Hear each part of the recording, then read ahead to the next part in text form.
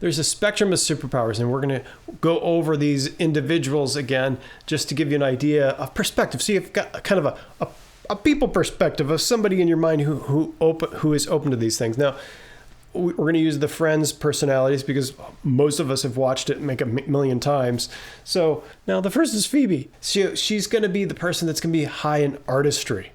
She was always kind of looking at ideas, creative musical things, and she probably has a lot of extroversion too. And we'll cover that one later. But, she's very open to the artistry, the beauty, the nature of things in that way. So think of Phoebe when you think of the artistry. Now, for a historical person, we're going to kind of think about a Renaissance painter, Leonardo da Vinci. So he was probably high in both of these, intellect and artistry.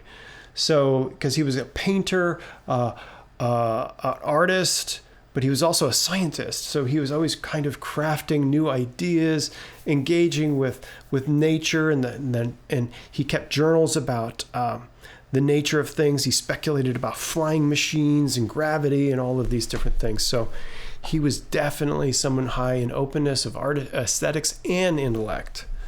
So think of him when you think of openness. Now, Star Wars, another thing that we've probably all seen the characters here. So I would say Luke Skywalker embodies the openness to intellect and experience. So he was constantly looking for new experiences and was very willing to, you could tell he was bored on that old planet, bored being a farmer. He wanted to go out and change the world.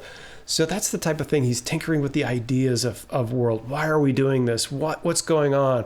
He joined that whole new sect of being a radical new Jedi and things like that. So he was out there. He was pushing the envelope, becoming something new, wasn't satisfied with the normal. So those are some characters that you can link to this trait, because I find that our minds tend to think about stories and people in these regards when we're focusing on trying to remember these things. So you can remember the brute facts, and you can remember these characters to try to characterize and round out your understanding of the trait of openness, which is characterized by openness to aesthetics and experiences, and to intellect and ideas. So now let's look at the strengths and weaknesses of this particular personality. So we have, on the strength side, we have creative, intellectual, comfortable with change, visionary, entrepreneurial. Those are great characteristics, but they also have a sort of a dark side, a weakness. They can get stuck on ideas when they should be moving on.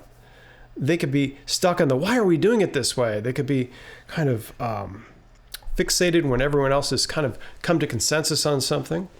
They can be stuck on shiny objects, like an idea that they have to pursue.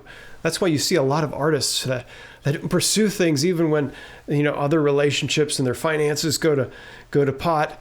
They're so stuck on that aesthetic that they have to achieve the band or the art, So they can get stuck on that shiny object. An entrepreneur can get stuck on an idea, a new idea, instead of pursuing the one that's actually making them money.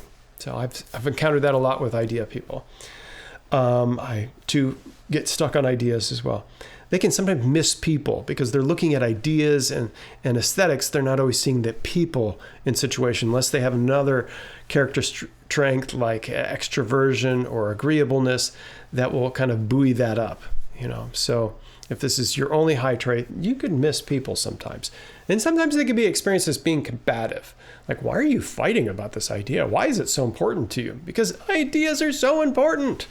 So that's why they get stuck on these ideas. And they're great fun people to be with, but they can also be misunderstood, and they can misunderstand other people. That's why if you have a high quotient of any of these character traits, the personality traits, you need to be careful, because you're going to be in a minority and not as many people are going to understand you, and you're not going to innately understand others. The people in the middle are going to be the people that are the most understanding and most compatible with others. And the people on the low end, indeed, are still going to be somebody who's not going to understand other people, because they're not going to have much of this trait at all. It's not a bad thing. Like we've said in the first two lessons, that these are problem-solving tools that when they're strengthened, they become a great asset for any team. And so every team should have somebody who has this trait on it, if possible. But if they don't, then it might be a weakness for your team.